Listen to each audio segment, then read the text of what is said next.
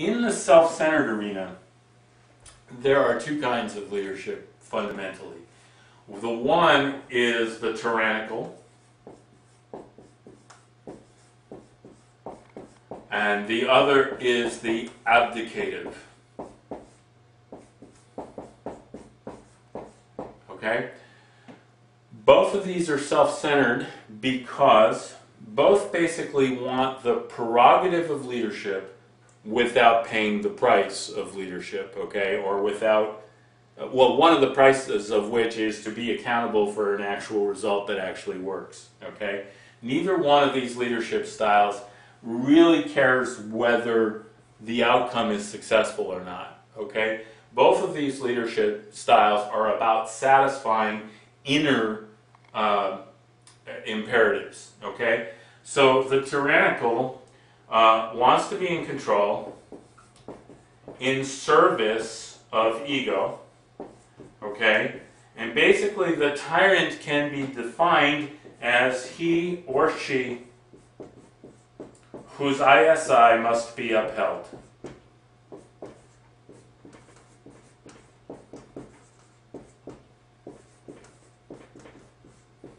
Okay? The tyrant says, I am this way. I am all these good things. And your job is to enable me in that belief. If you cross me, and if you mirror back to me that I'm not that way, I will punish you. Okay? There will be a cost. I will punish you. I will either shun you or humiliate you or whatever I'm going to do. But you'll be sorry. Other people around will be intimidated. Nobody will do that to me again. Okay? That's essentially the tyrant. Okay? The abdicative leader is also in service of ego, likes the title leader, but doesn't like to do much in the way of work. Okay? So what the abdicative leader does is basically just kind of passively sits on leadership. Okay? Holds it, but doesn't exercise it, so that eventually everybody around just gets discouraged. There's an abandonment of expectation, and there's an energetic kind of death, and yet sitting on top of that energetic death is the leader who has gotten to have this merit badge, let's say, of being a leader without having to pay for it in any way because they haven't really done anything. Okay? In short, those are the two forms of self-centered leadership. Okay? The controlling, punishing, or the passive, abdicating. And I don't know that there's a need to say too much more about it, except that I think maybe in the history of Pathwork, I'll just allude to this, I won't go into detail, but maybe in the history of Pathwork, that there's also been a money shadow here. Okay? That self-centered leaders have perhaps dealt with finances of the institution in ways that unitive leaders would not have gone along with, because unitive leaders would have been more focused on the financial health of the institution as a whole, whereas self-centered leaders might have been more focused on how leadership might be beneficial to them. Okay, and that's as much as I need to say about that. So. Here again, just as I did with the helpership piece, my offer to you basically is take this, annotate it, modify it, do what you need to do it to make it authentic to you, to make it meaningful to you, and then if you're a leader, self-evaluate, or better yet, ask other people.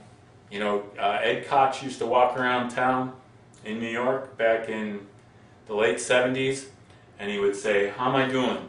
Just to ordinary people. He walked up to me one day and said that, how am I doing? and he would just listen to what people had to say. Maybe follow that model and ask people, how am I doing as far as this framework? Do you see any of this in me? You know, what do you see of this in me? You know, where could I maybe grow? Where do you see growth opportunity for me as a leader? Because, you know, leadership is a skill. It's not something you're born with.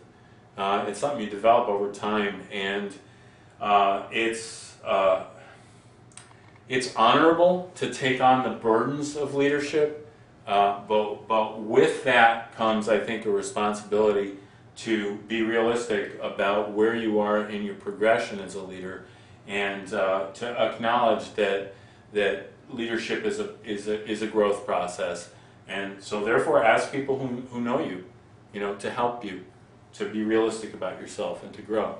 And if you're someone who's being led, then look at your leaders through these lenses.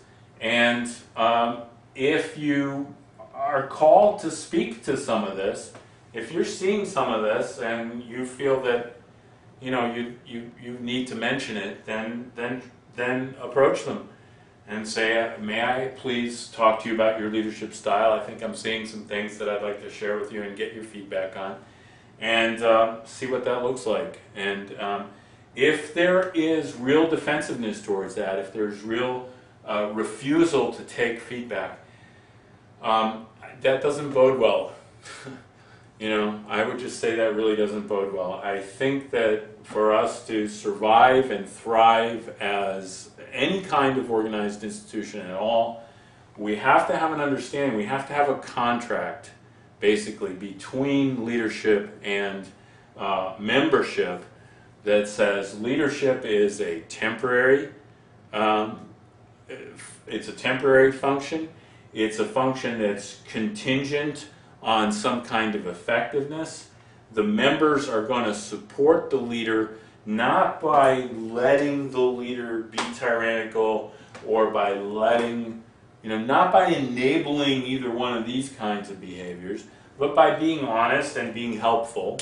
So there's going to be a mutuality in the sense that the leader is going to take on certain responsibility and is going to get support from the members in terms of just volunteerism and also honest feedback.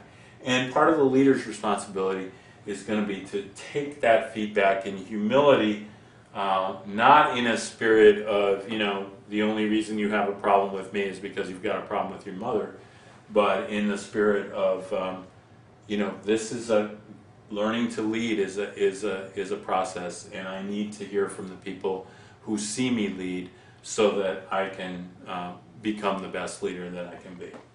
So that's my opinion about that, and that's pretty much all I had to say.